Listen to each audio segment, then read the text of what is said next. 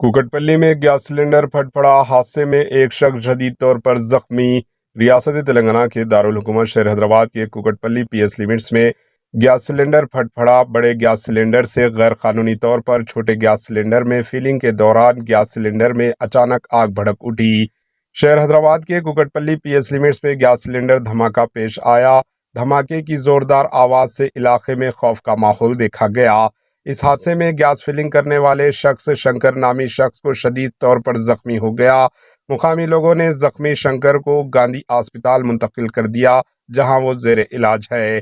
CCTV footage में देखा जा सकता है कि किस तरह गैस सिलेंडर ब्लास्ट हुआ। जोरदार आवाज के साथ ब्लास्ट होने पर एक्टिवा पर बैठे नौजवान 9211 हो गया। Bureau report, HN news.